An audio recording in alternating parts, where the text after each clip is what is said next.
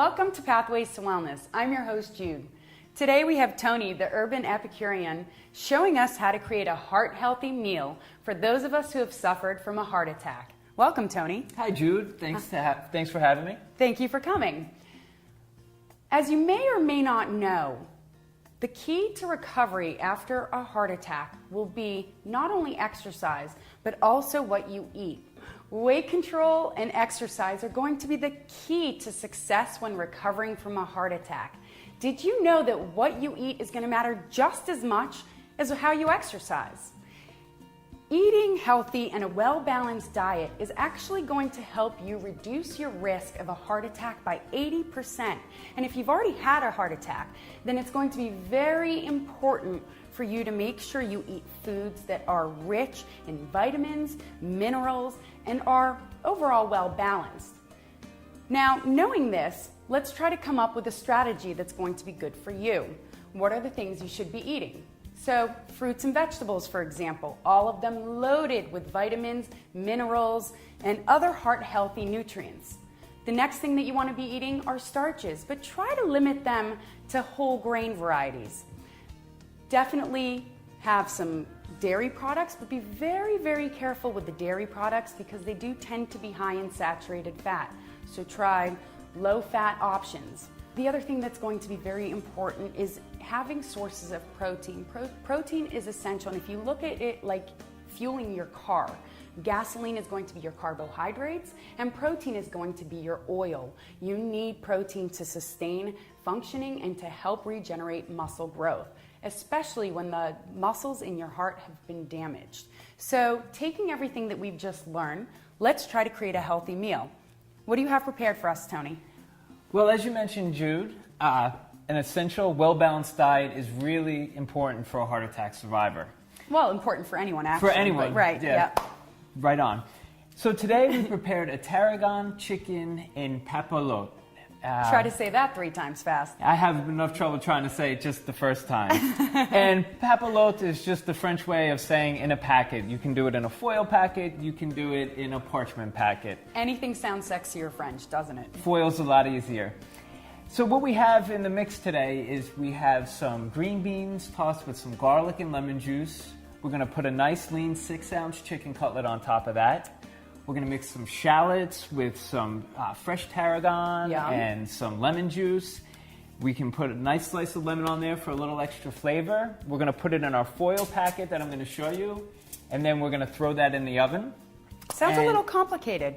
Well, once I show you, I'm going to take away all the worries. I think the word papillote automatically causes a little bit of fear in people, but it's really easy, it's quick, and it's going to be delicious.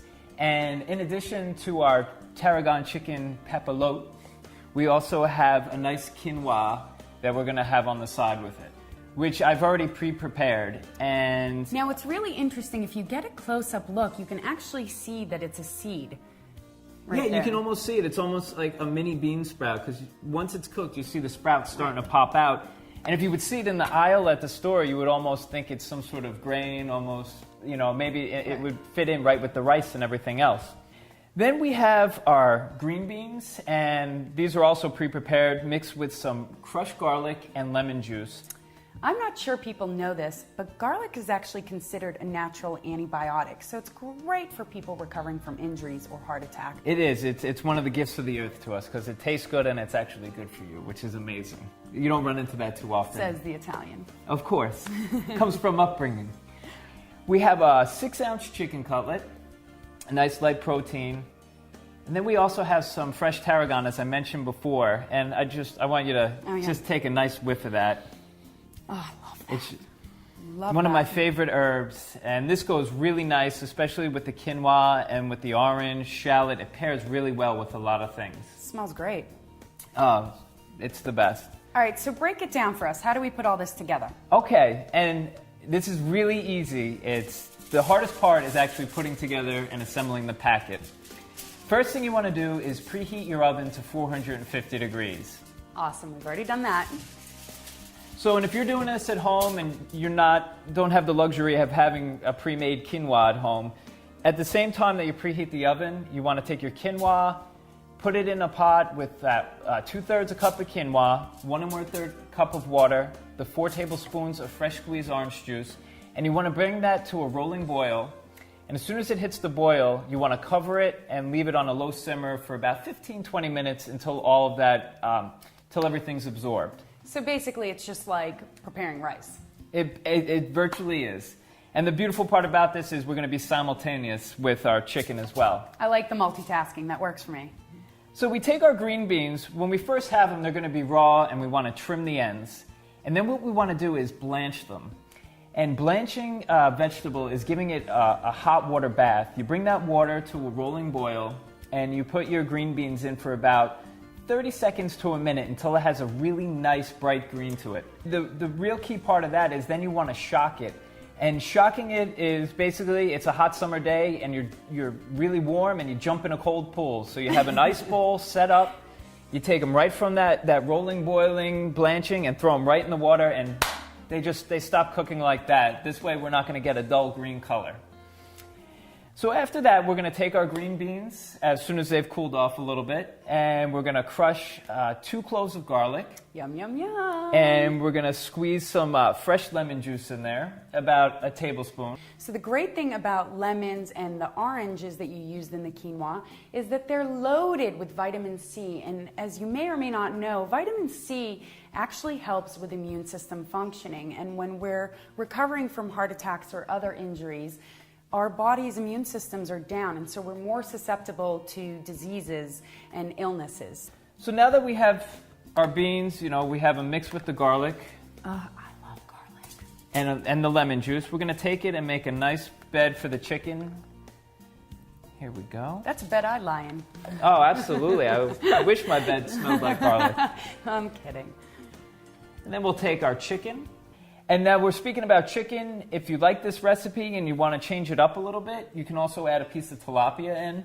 Tilapia is a really nice lean fish, and it has a lot of flavor as well. And it still mixes really nicely with all the other ingredients. We're going to sprinkle just a little black pepper. There we go. And then we're just going to set this aside one moment. And now we're going to do our tarragon and shallots. I need to get out of your way. So I already have some chopped up shallots we'll put in a bowl. Then we have our fresh tarragon. You maybe want to use a teaspoon, and you can just pull it right off the stem like that. How come you're not chopping it? Well, I am going to chop it, but very lightly, and that's a really good question because tarragon is a very sensitive herb. So if you do want one of those where you're just going to keep mincing it and chopping it, you're going to get a lot of the oils out, and when you have all those oils out, you get a really potent, undesirable flavor. So what you want to do is just, 1, 2, 3. That would make sense for some of the meals I've prepared. And then like that, and keep it nice in full pieces, and just get that nice perfumey tarragon flavor. Oh, that smells so good. We're going to roll our lemon. How come you're rolling it? Just to maximize the juices out of it. Oh, it softens it up, doesn't it? It softens it up, and let's see. And then we're just gonna, if we don't have a juicer, we're just gonna use our hand. And I then hope just you block washed your all the hands. seeds. There we go. And Jude, I'm just gonna wash my hands if you wouldn't mind just giving that a quick whisk. Absolutely.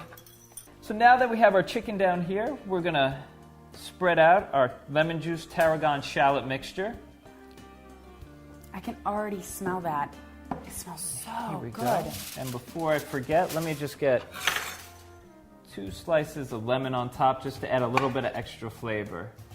As long as our flavor is not coming from anything bad, why not use it, right? Right? Now, that hasn't been too bad, right? No, I'm actually pretty impressed with how easy it is. I was a little bit worried. I'm like, that's a lot more prep than I can handle, but it's quick and easy. Okay, so now we have 2 pieces of foil, 2 12 by 12 matching pieces of foil. One that we've assembled most of our chicken on, and now here's our second piece. And out of everything, this is the toughest part. So I'm just going to move some of this out of the way so you viewers at home can see this. So now we have it, press it all down, and it's just easy. Just go one side at a time. Fold this end. So you double folded. Double fold. We'll go for the length first, the longest side. There we go, 2 folds. And then we'll go and work on sealing our edges.